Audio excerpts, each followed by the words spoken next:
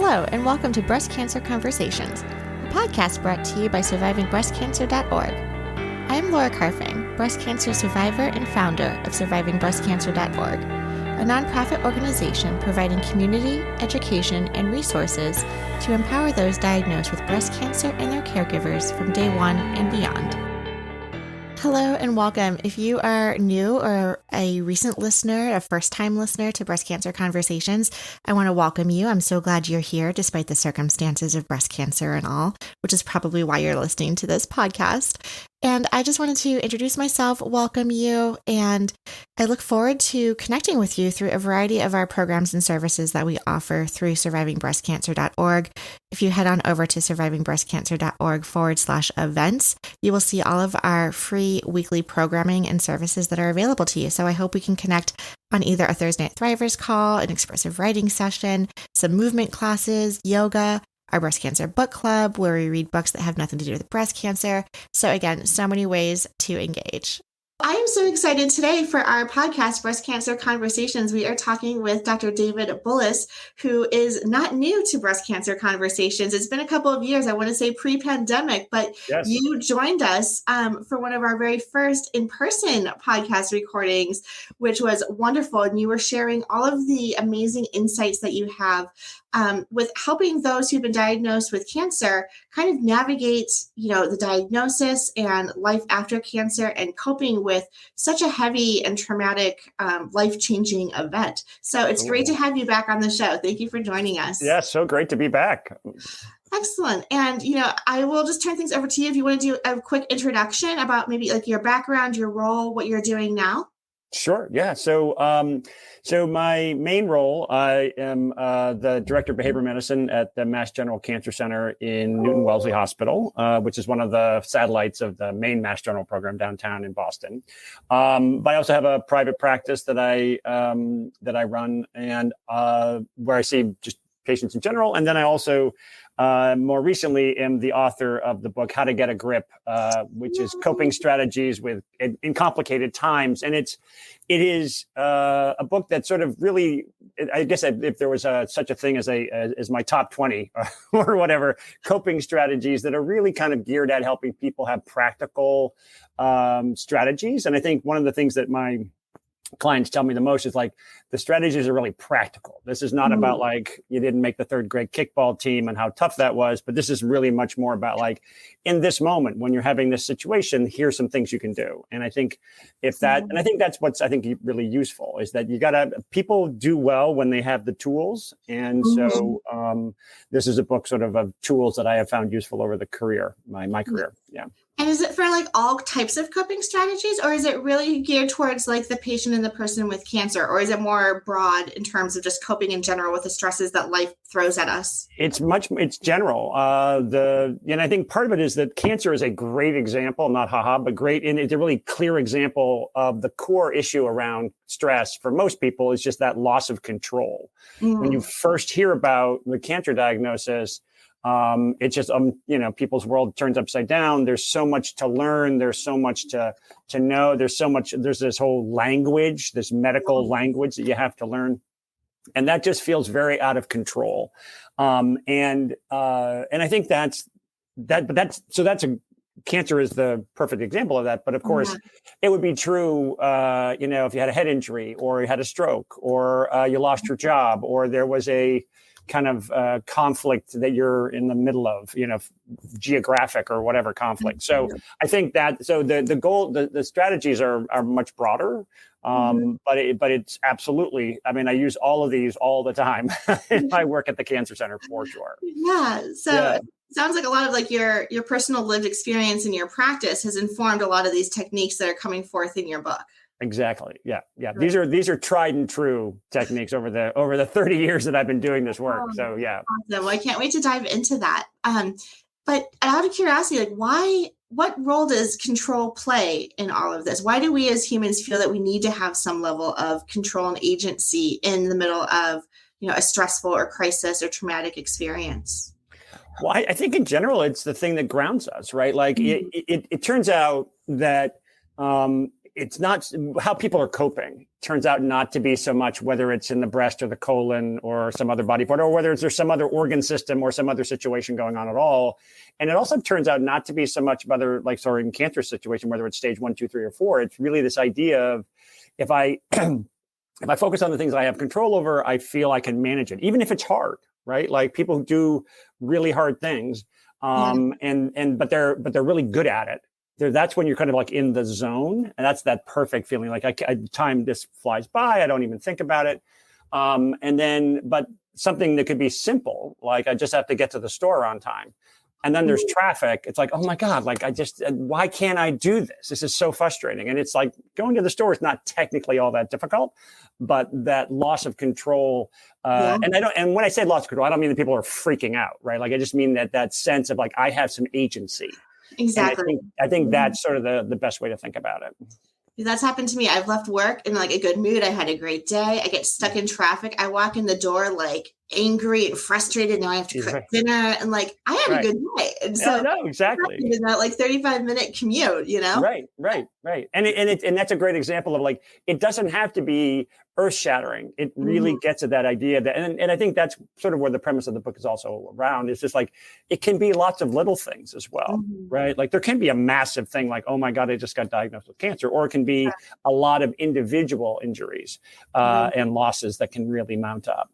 Yeah. I was fortunate enough. I just got back actually from a breast cancer summit and got to have some really great, amazing, deep conversations with other leaders in the field. And it was eye-opening to hear, yes, cancer is like my crisis or trauma in the moment, but then also hearing stories of other women who, might have lost their job during COVID and had a cancer diagnosis, are being evicted from their homes, and just having the basic needs of like food and shelter, where cancer is like, that's the least of my problems. I got to feed my kids, or I got to do all of these other things. And so that really, again, to use your term of like, what is grounding us? And then what is that, basic need that we need to survive with? And Right. And you can imagine obviously that there's a whole sort of evolutionary model here, right? Like people who, when they were walking around with the lion and the tigers and the bears back in, ancient times, people who didn't really focus on what they had control over got, attacked by lions and tigers and bears, right? So people who really were like, I got to be on control. I got to be on this. I got to be in control. I got to think about what I'm doing. Those people tended to survive, right? So I think this is much deeper than just, I feel happier when I have control, right? Or I'm less cranky or whatever. Like, no, there's actually a life process that goes on here. And I think it's so deep that that's where I think it really resonates with people. When I always joke in my practice that if I had a dime for every time people said, oh yeah, I'm a control freak. It's like, yeah, I'm sure you are, but you know what? Me too, and so is everybody else. And so is everybody else, right? But because I think this idea of like and what is also interesting about it, right, is that it's not like you go ahead in your life and think, all right, I have to be in control of like where I go today and how the traffic works. We don't think about it in that way. It's much more just sort of in the background. And literally, and this is where the cancer process is such a great example of this, is that when you recognize that you don't have control in that moment, all of a sudden it just is like, wow, that was really important to me. I had no idea that and that's why people are like, I guess I was a control freak and I didn't even know it. It's like, no, not really. You were just feeling better because you had this sense of order in your life. And, the biggest injury, the biggest sort of enemy in cancer treatment these days really is uncertainty. Yes. Right. And I think the thing is like cancer, and I've worked in many different medical specialties, and cancer is sort of unique in this way, is that there's so much research going on to advance the field. And we talk all the time, like, here's the state of the art. And if you tune in next month, we might have a new state of the art. Right. And some, if you've gone to all these conferences, which is amazing. Right. And you hear about the latest study coming out of any of the major centers in the country or in the world for that matter. And if you show up at your doctor's office with a specific tumor of a specific site and a specific size, whatever, it's really clear what the treatment's going to be. Right. And as long as you're this is certainly true in Boston, where we have enough medical oncologists to, stock a whole football team. But I mean, I think the idea of just noticing like that the science is really clear around that. There's like a standard of care. We have the NCCN guidelines. There's a protocol. And then sometimes you deviate when it's like, you have your human factors that contribute. Sure. But yes, there is that protocol for sure. Right. So with all that advancement, what we don't have a great advancement on is like managing uncertainty. Right. As far as we get ahead of ourselves, and we can do genetic molecular studies, and we can get targeted treatments and all sorts of great things, which are amazing. But as a human species, we haven't evolved that quick. Right. So when we are faced with uncertainty, we are really that's brings us back to our core. Yeah. And that's why it turns out to be so important. Yes. And, in the context of breast cancer, too, we talk all the time about the waiting period, right? You're waiting for your biopsy results. You're waiting for a scan result. You want to know, are the meds working? How do you know? And there's just this huge level of uncertainty that manifests, I would say, in a level of anxiety. Yeah, totally. And what I always say to folks is that there are two really hard times in treatment. And the first one, of course, is like you heard the mammogram technologist say, "Oh, huh. Can you hold on for a moment?" And that's when the clock starts, right? And that's like, oh my God, what's this is about, right? And so that uncertainty is maximum, right? Because it's just a full on sense of I don't know what could happen. And then weirdly, for a lot of people, they hear the doctor say to them, "Hey, listen, we got this. Here's the deal. You have a stage X of this tumor and this size. Here's the plan. This is what we're going to do. You're going to meet this surgeon. You're going to do this. You're going to show up on Tuesday. Let's do this." And although no one wants to hear that in terms of like in the older overall, there's a lot of sort of reduction in the overall acute stress because like, all right, I know what to do. I mean, this is bad news, but I got a plan and I got a plan and I can follow it. The other time when stress goes back up is when at the end of treatment and they're like, "Good job. Thanks for coming. It's been great working with you. We'll see you in 3 months. There's the door. Have your, get your ticket on the way out," kind of thing. Yeah. And every single patient is like, "Oh my God, like who's going to watch me? Who's checking who's in charge of this show?" Right? And it's the same. And the connection between those two, right, is that there was an initial dose of uncertainty followed by some relative certainty. And now we're back into uncertainty, and the uncertainty in survivorship, which I think just needs to be said because it's not well publicized by us, the medical industrial complex, is that uncertainty is sort of has no real kind of timeline to it, right? The uncertainty in the beginning is, yes, you may have to wait for 2 weeks or 3 weeks even for the moleculars to come back and for the specific treatment to plan, but it's a number of weeks. The uncertainty in survivorship is like, well, you're going to take this tamoxifen for 5 years and maybe it's 10 years. We'll let you know in 5 whether it's going to be another 5 or whatever. And that uncertainty just hangs there in the balance. And I think that's the thing that is the work, capital T, capital W, of survivorship, right? Is thinking like, all right, well, how do I live with that uncertainty? I can't go back to this time. I always talk about this sort of wellness is a continuum, right? And we all live up in this very special, lovely spot on the continuum called what I call benign innocence, right? Which is like, I'm good, have been good, I was good. Most people in my family are good. Bad things have happened, but not to me. And we all live there. And I mean, all of us, this is not just about breast cancer, this is about any kind of health issue. We all live there until the thing happens, right? And that thing can be cancer for sure in this case. But I mean, it's also, I could have a car accident, I could lose my job. There's all sorts of things, right? And then we slide onto the continuum and, the continuum goes from I'm fully well, 100% well to I'm 0 well. I'm not at all well. And we all sort of intellectually know that, right? Because we know that our great grandparents are no longer on that continuum. So when you're in active treatment, you slide sort of down toward not well, and then you work your way back up, and it's great. And then you get up to this point where you're well. There's no active cancer treatment. You feel good. Your energy's back.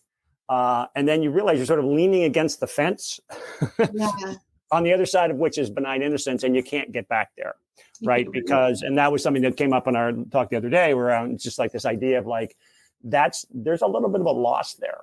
There is. Yes. Right? I'm glad you said that. Mm-hmm. Yeah, there's a loss there. And I think that's some part of this is we're talking about what is the kind of coming to terms with the new normal and survivorship. It's really that idea of like, I've got to recognize that although I can't get back to benign innocence, which is I would have to forget that something bad happened to me, which not really going to happen. Mm-hmm. But I still live this really full, rich life now with the people I care about and the jobs that I do and the passions that I follow. And those things are real and those things are still here. So that's sort of this challenging dynamic. And that's actually a process. I don't think it's something you just like, oh, look, I've been out 6 months. I'm good. Thanks for coming.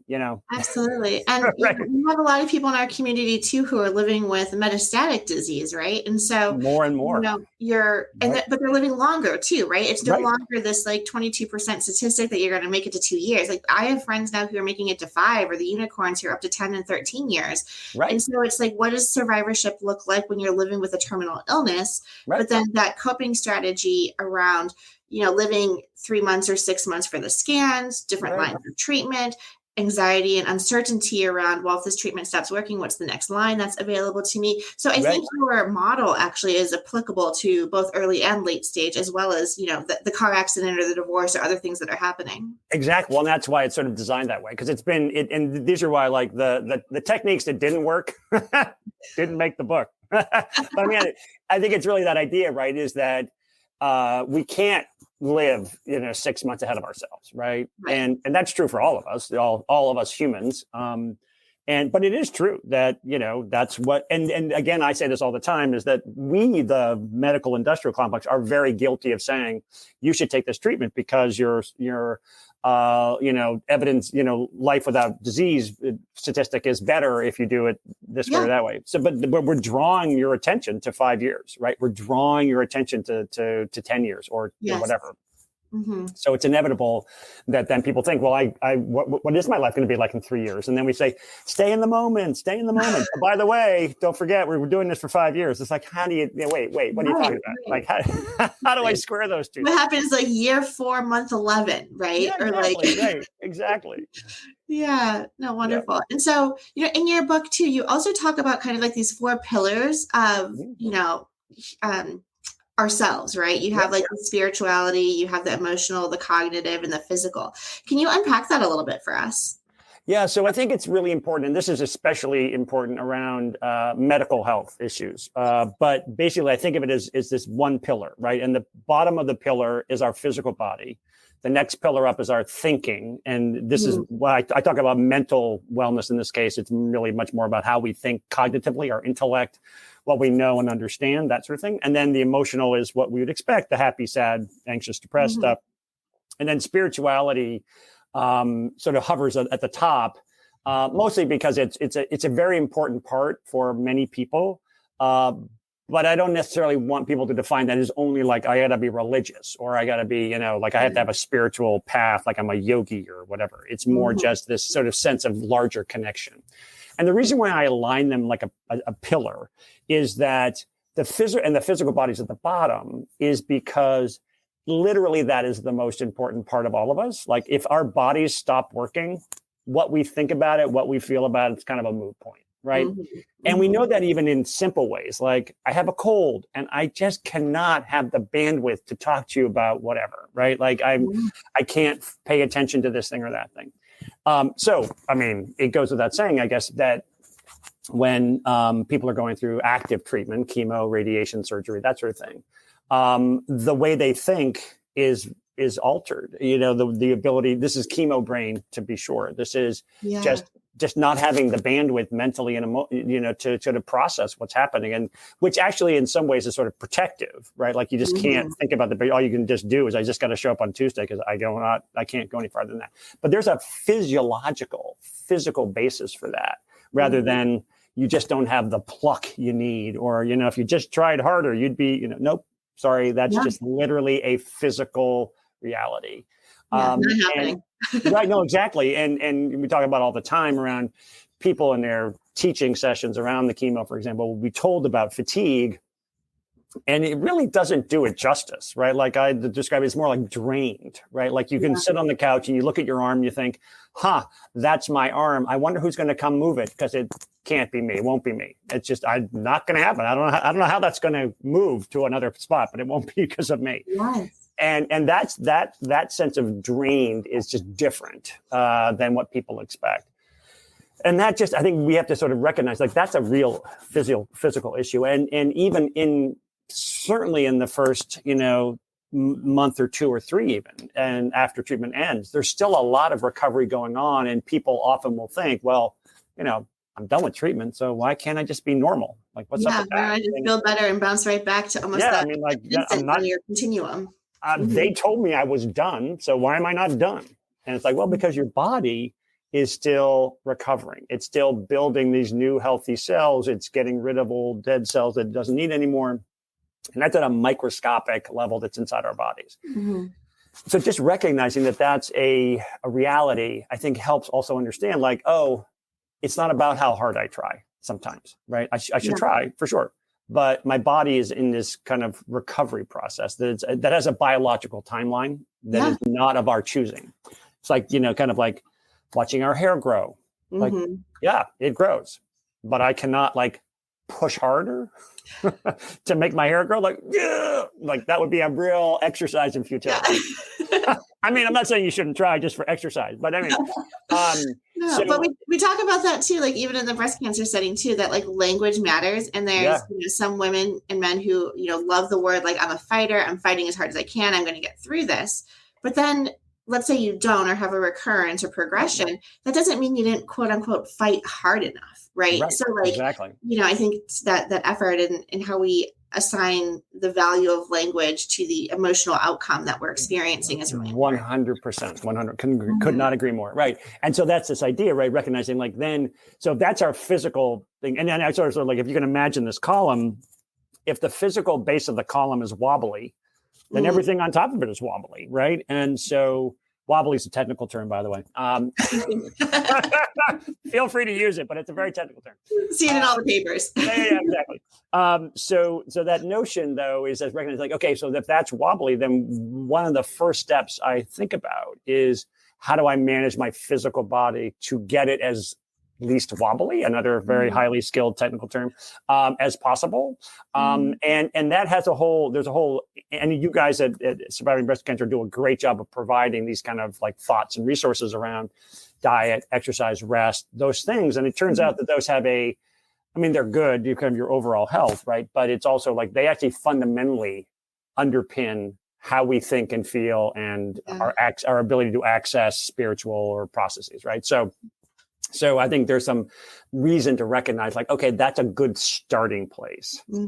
I can, if my body's wobbly and I just I think, oh no, emotionally, I just got to get better at coping with this. It's like, well, sure, it's good to have some frame about coping, but also let's sort of get back to the basics first and think about what am I doing to take care of my body so that it can be as strong and non-wobbly as possible. Yes.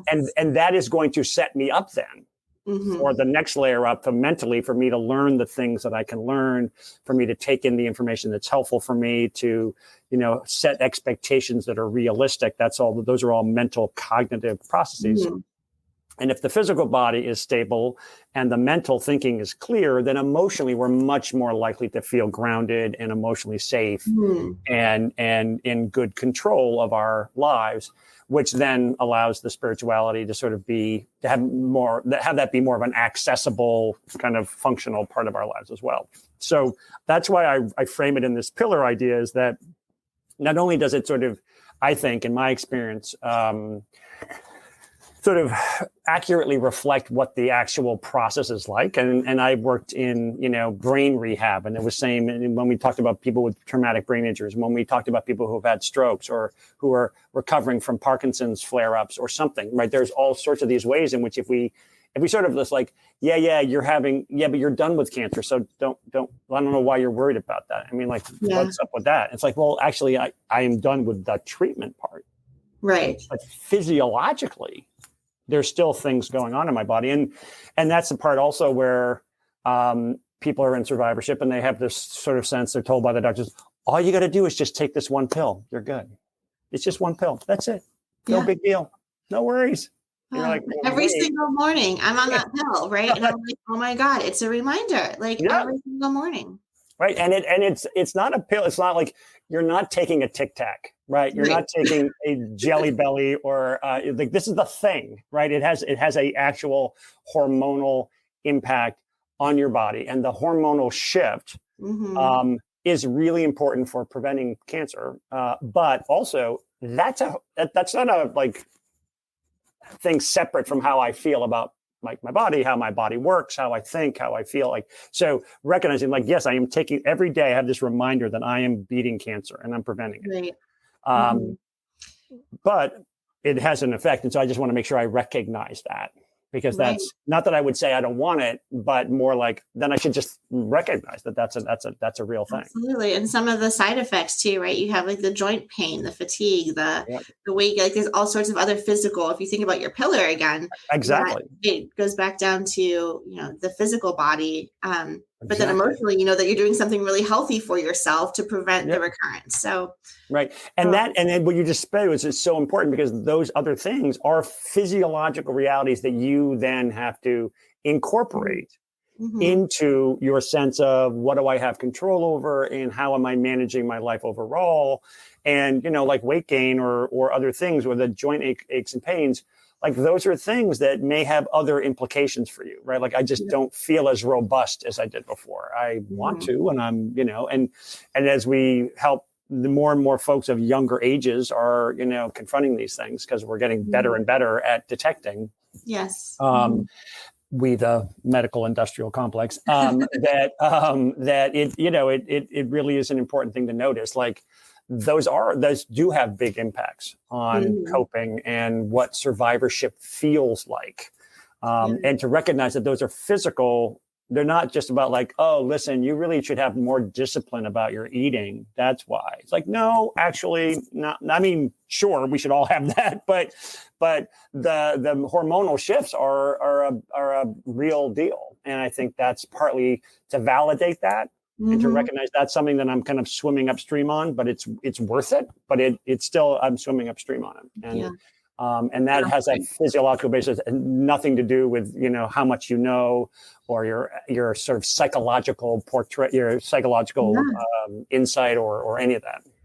No, for sure. Definitely. So I think we've done a great job, kind of like framing all of the stressors that lead to this lack of control that we feel when we have a breast cancer diagnosis.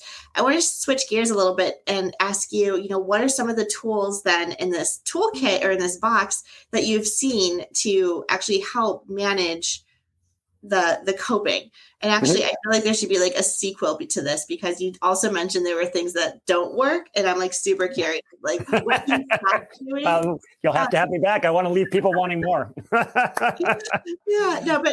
Like, so what are some of the things that we can let our listeners know, whether it's in the moment or short-term versus long-term strategies that they can benefit from, whether it's, and I'm sure this is all in your book too. So I definitely will link to your book so people can. Oh, sure. Yeah. Well, I think it's sort of like they're all a piece of it. So it's like a menu of different kind of things. But I think I think it's the core guiding principle that I have been promoting for a long time. And I think it's useful because it's literally this guiding principle in the sense that it helps me shift behavior, or people can shift their behavior accordingly. But it's embodied in this question, right? And the question to ask yourself is, am I doing the best I can with what I got right now to make the most out of today, right? And it seems like a simple question, right? And the answer is obviously, sure, I think so. But I'd like to help sort of unpack that a little bit and really recognize, like when you're asking, am I doing, you're really remembering that you're the one doing your life, right? You're the one in charge of it. You're making decisions. You have made decisions in the past. You are currently making decisions. You will continue to be able to make decisions. And so that's an important, that's a core value that hasn't changed. Right. The best I can. Likewise, I think everybody, this is my philosophy in life, is that people bring their A game as best they can to the table. Some people have more resources than others. Some people have different opportunities than others. But for the most part, everybody does try to bring their A game. And I think so the first two parts of the question are really there to kind of highlight that your core values, the things that make you who you are not going to be changed by cancer. They're not going to be changed by the cancer diagnosis. They're not going to be changed by the cancer treatment. And they're not going to be changed after cancer is over and, quote, out of your life, unquote, as much as that's even possible. And I think it can feel, I mean, certainly in the beginning, it can feel like your whole life's been turned upside down, right? And everything seems different. The world seems different. I see the world through a different set of lenses. And so how am I ever going to go back to what it was? And just to recognize like those core things don't change. People who you love, your sense of humor, your taste for, tamales, whatever. Like the thing that makes you, those are not going to change. And I just feel like that's such an important thing to hold on to, no matter what the crisis is, whether it's in your body or in your environment or in your family. That's so funny you mentioned that. I was thinking, back to, I actually hiked the Grand Canyon before I found out I was diagnosed with breast cancer. Oh, awesome. And it was like within 2 weeks of each other, right? I got back from this amazing trip and then found a lump, like the whole biopsy thing. But I was like, I literally was hiking and feeling great, feeling athletic and healthy, seeing some of the most beautiful places on earth. While cancer was inside my body. And I look back at these pictures of myself pre-knowing that cancer was in my body. I was like, but that person had cancer and we just didn't know it. And then, fast forward to like the next day when I found out, you're absolutely right. Like that core piece didn't change. It was just the recognition of, absolutely. That was very interesting. Right. And the person that hiked the Grand Canyon is still here. Yeah, exactly. She's still here. She's alive and well, and she has all those skills. The to say the least, the work ethic to climb out of the Grand Canyon remains, right? And I think that's important because it feels like that, and people oftentimes will feel like cancer is going to take all this away from me, and that is certainly the ultimate fear, right? That everything's going to be taken away from me because of this diagnosis. And it turns out that those things that define us, and developmental psychologists have written a lot around, a lot of those traits are actually pretty hardwired early on. And I think we've all had, either kids or nephews and nieces or friends of kids, kids of friends of ours who are like, yeah, I know how that kid's going to be. Yeah, they're already that way. I mean, I can see it. And and then when they get older, like, yeah, see, I knew that. That was exactly no surprise. Yeah. So that's the first two things. Like that's your grounding principle. And I think, that's one of the main things around coping is just what are the things that are the same that I can hold on, that I can use. And I think that's like, we'll bookmark that for later, but I think that's important. The third part really gets back to this physical issue, and that's the with what I got part. And that does go up and down, but most people do is they compare themselves to some prior time. Right. And like, and I always joke, like, when I was 45, I was awesome and blah, blah, blah. Like, well, sure, I was awesome. I mean, at least as far as I remember. Don't ask my wife. She's in the other room. But the bottom line is like, that was my story, right? Like I felt great then. And so, but if I compare myself now to that, and I have not had cancer yet, so I'm, and hopefully won't, but who knows, right? But I think that idea of just noticing like, I'm not the same as what I was when I'm 25, 30 years ago. So noticing if that's our only benchmark, then we just end up feeling lots of degrees of less than. And that's acutely true during active treatment when you're going through chemo or whatever. It's really obvious that, on day 1, I feel one way, and day 6, I feel a different way, and day 12 and 13, I feel a different way. And then I start all over again for a 2-week cycle, for example. So just being able to set expectations based on that energy level, right, can be really useful because it just allows you to be the expert.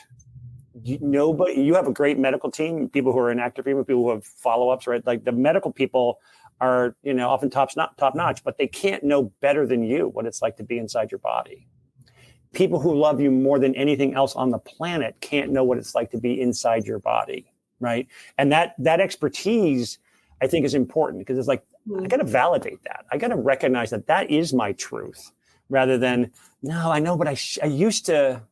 Or, yeah, but everybody else is, or, he doesn't seem to have that problem. Like, why do I have that problem? Right. And those are the kind of things that those are thoughts that go through people's heads. And it really is true. And this is what we were just talking about with the tamoxifen or anything.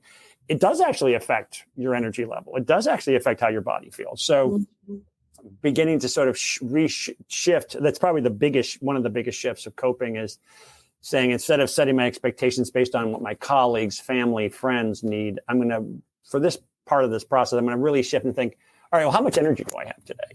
And in the very beginning, when treatment is in acute phase, the energy can be as little as like 20%. 100% is 45 years old.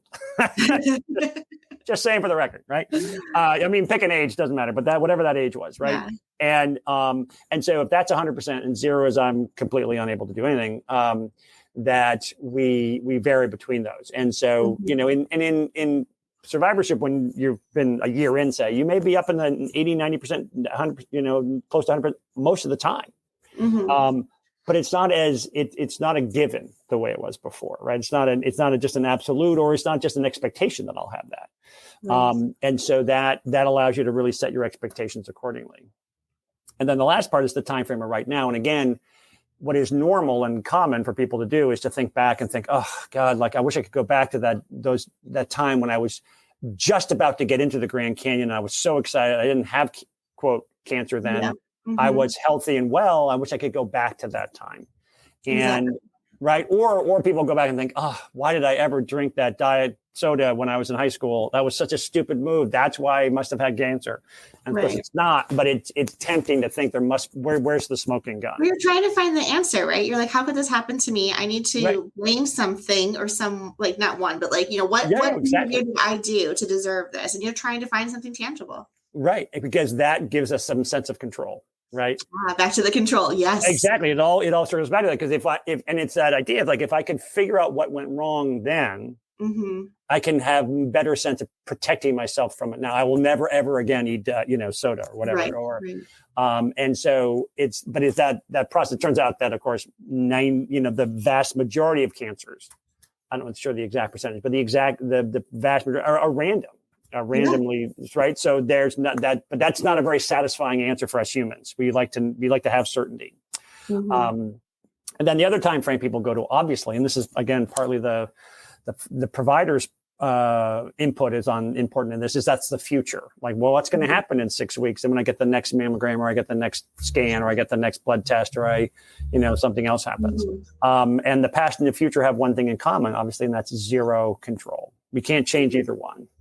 And so that idea, and this, I always talk about this as being important for two reasons. One is, of course, that it really highlights the fact that the present is really where we have the most control. And of course, but then I always joke, like, we can't stay in the present, right? Because it just ended. And then it just ended again. Just ended again. I mean, like, how am I supposed to get a handle on this stupid present? Because it keeps ending. And I think so. The present is much more of a neighborhood. Like, there's like what just happened, what's about to happen. Feel pretty confident that there'll still be coffee left when this is over. Like, whatever. But the other reason why I talk about this a lot is that it is a really important part of why the emotions are normal, is that when we go back in time, there is that sense of regret or wondering about blame or resentment or sadness, just grief. Like, I wish I could go back to those times and I can't. And the future is all about uncertainty. So that's where the anxiety lives, really. And so instead of thinking about those emotional experiences as being like, it's a rainy day, I'm going to go out, right? And it's going to rain in front of me. It's going to rain behind me. It's going to rain either side of me. It's going to rain from on top.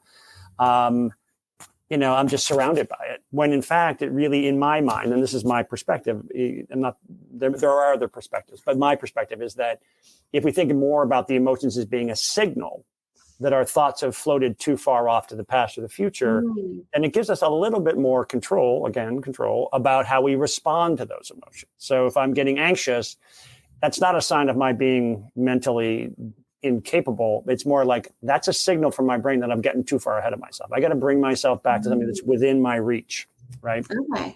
So signaling, I like that. And the signaling, the sort of more benign version of this is like when you drive your car, right? And the little yellow light pops on the dashboard that looks like an old gas can for whatever reason.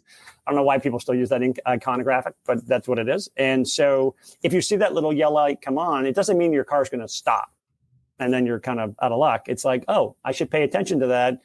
so that I can get gas. And then if I pay attention to that signal, my car will just run and it'll be fine as long as we do the maintenance, et cetera. So it's the same thing as we think about our emotions as signals. It allows us to depathologize, which I'm not sure that's actually a word, but I really like it. It's really this idea of like emotions are not a sign of emotional frailty or difficulty. They're really a signal about where our thoughts have gone.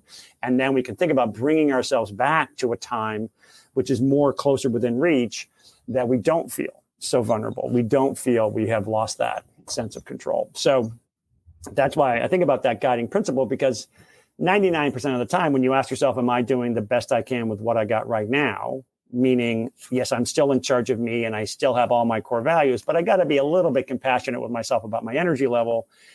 But now's my moment. Now's when I have the power. Most of the time you're going to say, yeah, I'm on this. I got this. I'm doing the best I can. It's great. Or it's good enough or whatever, but I'm doing the best I can. So that's reaffirming, right? That means you don't have to feel like, oh, I wish I could do better. But it's also equally valid to say, actually, I'm really not doing the best I can, honestly. I'm just getting too tripped out about this thing I heard about. And I just got this new thing showed up that's like some statistic, right? That I'm like, oh my God, is that going to apply to me or whatever? And when I have that feeling, I noticed it and like, all right, yeah, no, I get it. That's that anxiety that comes with going too far ahead of myself. Let me bring myself back, and then I can really settle into this. And so that's sort of, I think of that guiding principle as either it reaffirms I'm on the right track, or it allows me to recognize, oh yeah, I'm straying too far off what I know. Let me bring myself back. And that allows me to sort of navigate both health issues, but also, like you point out, right? Like maybe it's because of my health, or maybe it's because my partner lost their job and now we're in really desperate financial shape. And that also sucks. And the breast cancer stuff is kind of it's taking a back seat to the more acute issue, which is health insurance and income and who's going to pay the rent and all that kind of stuff. Very easy for like your mind to kind of spiral out of control with all of the what ifs, right? Sure. Absolutely. And so, and also just to let's recognize that that's what's happening. I'm spiraling out of control about the what ifs. So let me get back to what is. The what is, I can do something about. The what ifs, if you have any creativity at all, you can come up with unlimited, right? Unlimited things. And which is like what happens when we try to sleep at night and we start to think like, oh yeah, that the theater of the mind opens up and it's like unlimited possibilities. For sure. Yeah. So I appreciate kind of like this five parts of your phrase, right? Yeah. So, what the agency of doing and being and what's in my control. Yep. And then giving yourself grace for the level of energy that you have at the time for what you're able to do. And, I think you also mentioned, with the decision-making process, right? So I think we are always, as small as it may seem, we always have an option for making that decision, and not making decisions in and of itself is also a decision that we're making, right? Exactly. Yep. So, sometimes, just allowing time to lapse, like we no longer have the options that we maybe once did. Right. And I'll use a very personal example that I don't know why I'm sharing this on the podcast, but I feel like it's important to share like personal experiences, right? So, I was diagnosed, misdiagnosed at 32, diagnosed at 34. And I don't have any kids, but I remember my oncologist like kind of asking, do you want to, before starting chemotherapy, do you want to go through like preserving your eggs or any of these things for the future? Yeah. And it was almost like, well, I haven't had kids yet. Then this cancer thing happened, so I might not have kids in the future. And then, but I was still taking all the shots to preserve my ovaries. But now I'm like 40 and I'm like, I'm probably not going to have kids. So I'm kind of letting this time make this decision for me, which is weird to like struggle with a little bit of like not making a decision by making a decision. Yeah. So I'm sharing that because I'm sure we all have, maybe it's not that extreme as like having kids or not having kids, because that's a really big choice, but just allowing all of the factors to kind of play into this role. Right. And I think that's part of it is, it also just speaks to like you are making decisions based on what's important to you. And And it's important if you're going to, even in the, I mean, especially in the case of having kids, it's important if you're going to make that decision to have that be important, right? Not like, oh yeah, I'm going to get a new car. Maybe I'll have kids and we're going to go to Aruba for vacation. Those are the three things that are really top of mind. You know, like, no. Those are very different issues. Yeah. But I think that part of that idea of just noticing for yourself, like, it's not a bad decision, right? It's really recognizing like the forces that were in my life, the decisions that felt right to me led me down this path. And I sort of talk about this idea, like, and you just described this perfectly, but I think I frame it in the sense that there are three rules of life. I'm a big fan of boiling things down to really simple stuff. I love this. Tell me all the answers. and the three rules of life are right. Is like every decision has some element of choice, right?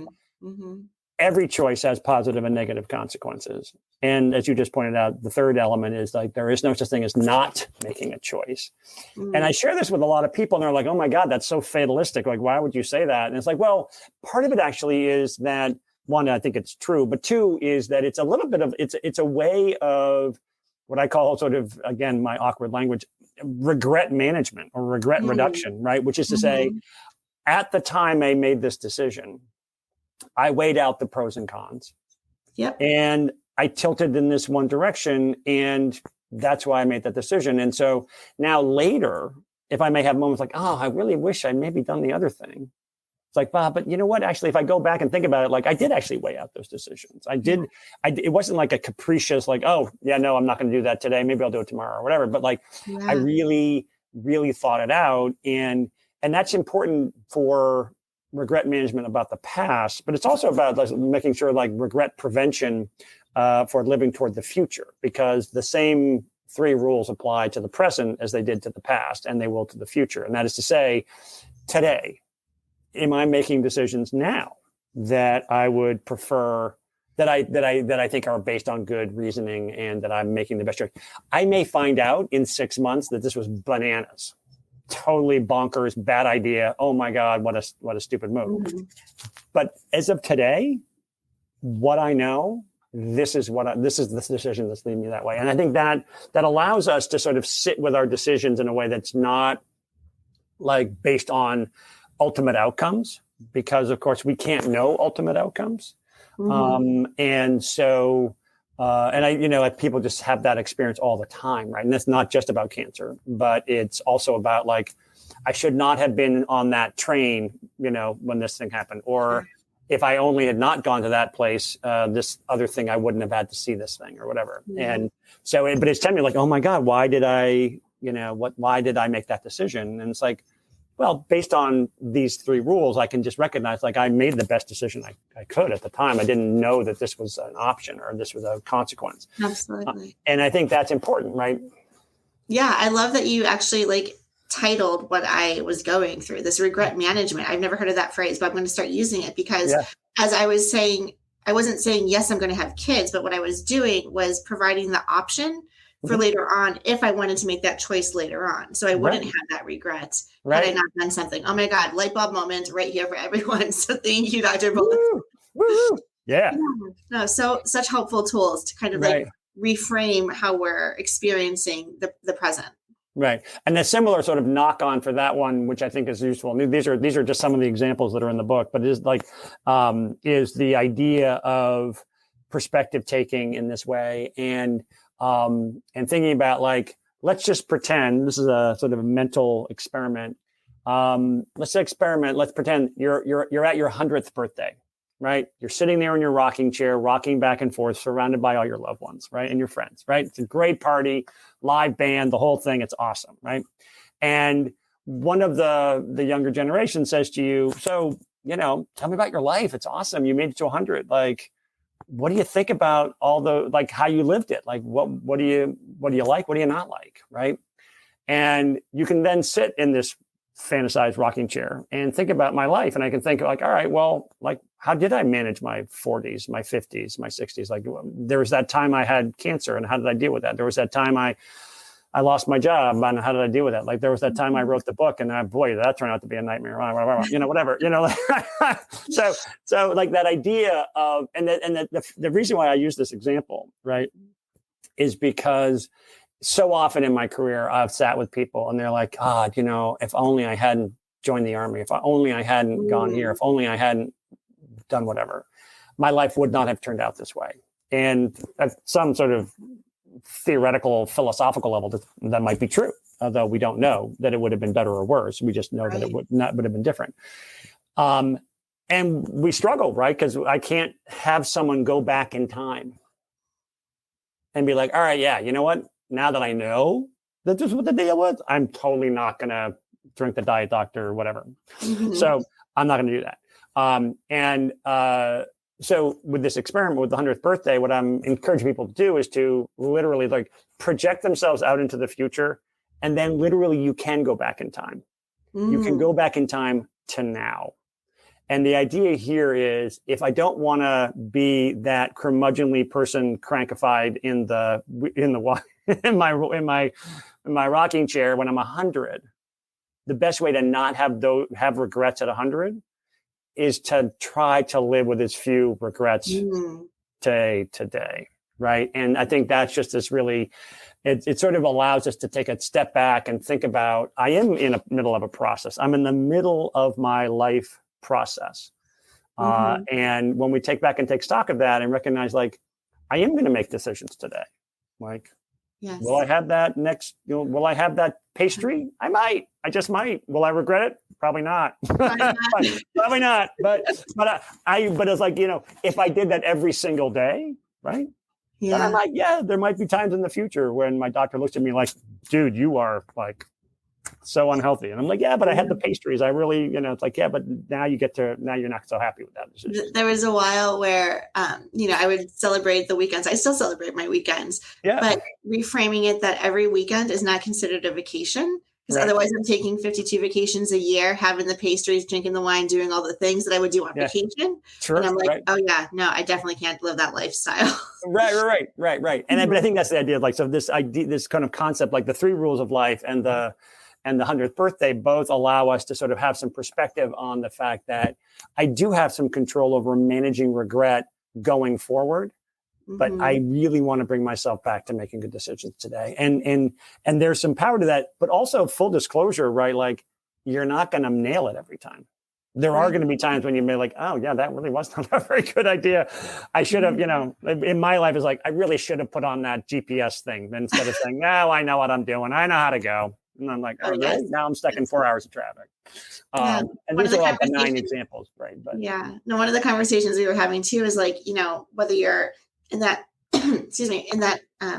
moment of crisis or trauma, doesn't necessarily mean that that's going to be what your future is going to be like either, right? So you have this control to, yes, this is my moment right now, but this doesn't mean this is going to be my life for the next, 6 months or 6 years or 6 decades, right? So you have some options to navigate. Right, exactly. And part of what that means, though, then, right, just the implication for that is that then I got to take a step back. Right. Just plowing ahead and thinking, no, I got to do it the same way I've always done it. That has to be the only answer. I can't allow myself to have some other answer. Like, actually, I get to take a step back and just think, well, wait, time out. Normally I might rush ahead in this situation, or in the past when I had unlimited energy, I might have rushed ahead in this situation or whatever, or whatever the kind of contingencies are. But I think that idea of like, it's actually good and in fact recommended to take that pause and just think about, all right, well, here's an opportunity here for me to think about what I'm doing and how am I doing it? And in some ways, that was, for many people, the cancer diagnosis becomes the first time when they've ever had to do that. And I was talking with a client the other day who's like, she recognized as we were talking that the dynamic that we had sort of recognized actually pre-existed the cancer, but she had always just kind of figured out like, I'm fine. I'll just plow ahead, whatever. And it's like, actually, maybe now I have a chance to just take a step back and like, you know what, maybe I don't want to do it that way. And cancer, for many people, is one of the first times where something as hard is happening and you can't walk away from it. You don't have the luxury of being like, I guess I'm just not going to pay it. I don't really like that show. I don't want to tune into the whole cancer story. Yeah. Right. You don't have the person. Right. Yeah, exactly. No, you must have the wrong number. Yeah. Call back some other time. Yeah.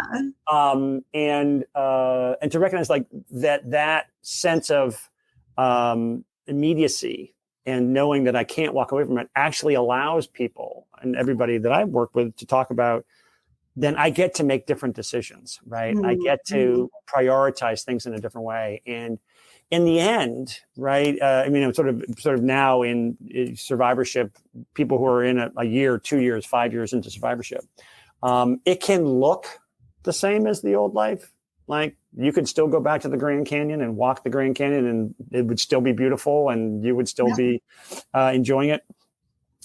But you have a renewed sense of appreciation. You have a renewed sense of purpose. You have a renewed sense of control that is so important because although we may have always had it, we haven't always noticed it. We haven't always taken advantage of it. We haven't always been mindful of that. And I think in a lot of ways, that's the part where people can take from the cancer journey something that is valuable more than just surviving, right? That's where people talk about the thriving. Mm-hmm. Right. Oh, such good takeaways and toolbox ideas that people could actually utilize in their life right now, which I really appreciate. In our last couple of minutes, one of the things that I like in your book that you talk about is perfection. And I want to give our listeners the freedom to not necessarily strive always to be perfect. I think you're talking to, Miss A-type, control freak, organized, needed. I mean, you can see, I know this is the podcast, but my bookshelf, rainbow color, there's order over here, right? Perfect. Yeah, I love it. But we don't have to be, and maybe there's no such thing as perfectionism. Can we talk about that and kind of leave with some closing remarks around, what we're going through right now is okay? Yeah, well, I think it's absolutely right. And I think that one of the ways I think to talk about this for lots of folks is perfectionism as a lifestyle, right? Like, and that's predicated on some outcome. I know I will be doing it right if the outcome is perfect. And one of the things, then this is an old sort of psychology trope, but it's like the process is what matters more than the actual outcome, because we don't actually have 100% of control over the outcome, right?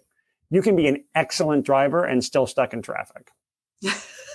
Right? Like you've never gotten a ticket. You are super safe. You always look in both mirrors, and it's all good.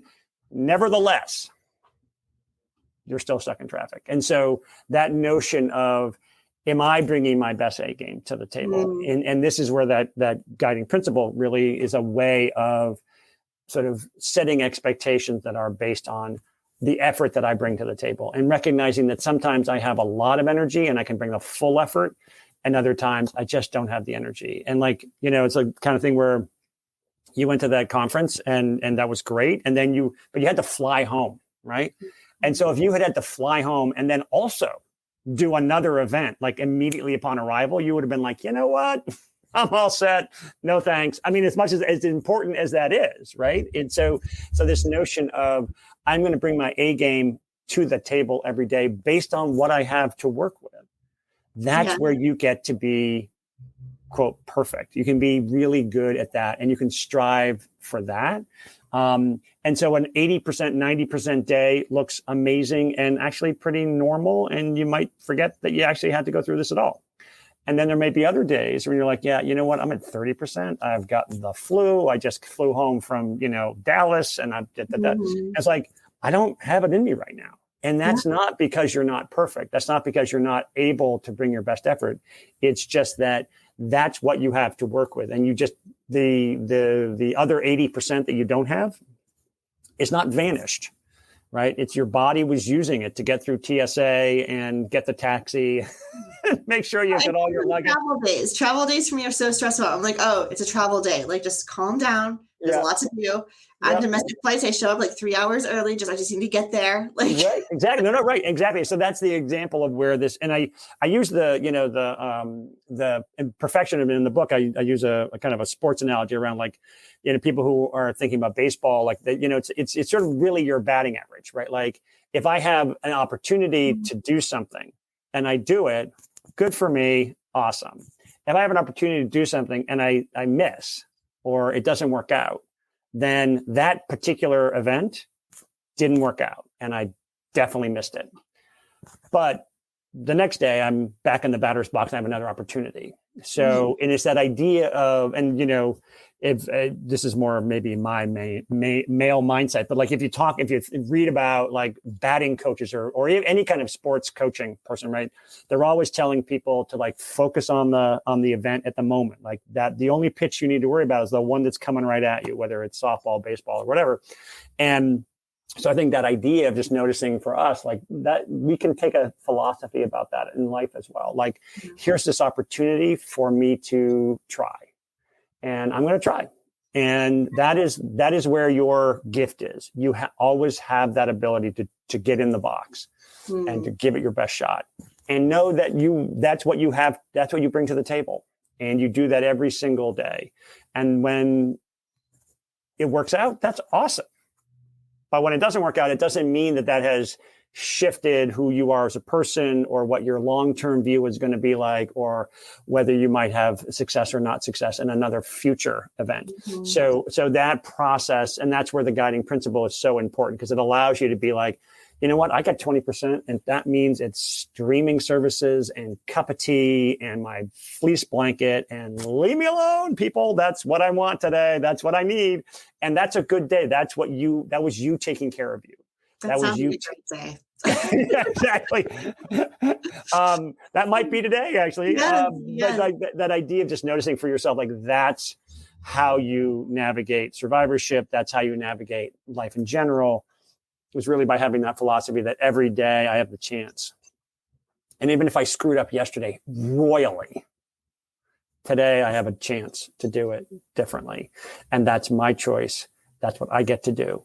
And then if I screw up yesterday and I screwed up today, tomorrow I have another chance to really get back there and really try again. So that what allows us to get that rhythm in survivorship. That's what allows people to get the rhythm in life in general, is that idea of, I always will have that choice. I love that. I have a Post-it note that says, new day, same goal. Right. Yep. So, it doesn't have to be perfect yesterday and all the things, but I'm like, no, I still know what I'm striving for. And so, yeah, exactly. And you've done an amazing job, I have to say, with surviving breast cancer. It's been, I feel like when I was on the podcast the first time, it was really just getting rolling. And now I feel like you did such a great program. Oh, thank you so much. And the Spanish language stuff, it's just really wonderful. All that you've been able to put together. Thank you. Yeah, we're so excited with where we're going and heading. And it's just amazing to have partners like you and all of our friends at MGH and at all the other medical centers that, you guys are the experts, and we have the platform, and then a community of people that are clamoring for this information. So I really appreciate the partnership. Yeah, and me too. Coming on our podcast, sharing the amazing and outstanding work that you're doing. And congratulations on your book. Thank you. For our listeners, where can they get it? Where can they find it? I know we'll link to it and share it in our newsletter, but just your website or Amazon, or what's the best place? It's on Amazon. The website's being rebooted as we speak, so that's under construction. But it's from Balboa Press. So Balboa Press or Amazon has it. And there'll be other brick and mortar venues coming up in the next couple of months as well. Oh, please let us know. I want to go and get a signed copy, since we're absolutely. So let me know. Yeah, sure. Absolutely. Fantastic. Well, thank you so much for your time today, Dr. Bullis, and for sharing your wisdom with our community. My pleasure. Anytime. Have me back. I'll be glad to come back. And thank you, everyone, for listening to our show. I would like to acknowledge that all of the information on our podcast are from personal experiences and are not a substitute for professional medical advice. You should always contact your medical care team. Our podcasts are made possible because of donations from listeners like you, so please feel free to make a contribution through survivingbreastcancer.org/donate. And there are so many ways to get involved with our nonprofit and our organization, not just through listening to the podcast, but through all of our virtual programming. So you can check out all of our lineups by hopping over to survivingbreastcancer.org/events. And as always, all of our programs, services, and resources are absolutely free. Thanks again, and keep on thriving.